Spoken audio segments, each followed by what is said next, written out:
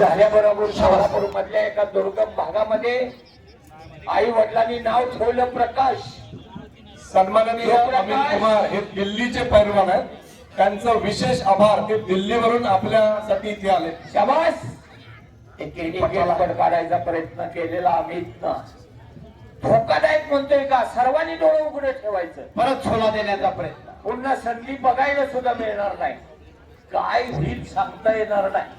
आणि काहीतरी भरण्याचा प्रयत्न. ताकदीचा प्रयोग प्रकाश. वाली दिल्लीवाली पोरं जी काय करणार आहे लाख असतात ते अगोदर सांगता येत नाही. टेक्निकल प्रॅक्टिस वेगळ्या पद्धतीचं असतं. हे केल्यानंतरच मी सांगणार आहे. कारण करायच्या अगोदर म्हणजे पैलवान सावध होतो. थोडं काही करणार आहे. निवेदकाचं काम सांगायचं नाही. मग नोरा कुस्ती झाली. सांगल्यानंतर गावाचं नाव सांगायचं आहे. अशी अनेक मैदानं या ठिकाणी भागाभागामध्ये होत आहेत. महाराष्ट्रामध्ये होत आहेत. कुस्तीला अतिशय चांगले दिवस आलेले आहेत. म्हणून आलेल्या सर्व पैलवानांना मी विनंती करतोय, एक तर हेराफेरीची कुस्ती बंद झाली पाहिजे आणि नवीन एक काहीतरी आलंय डोपिंग.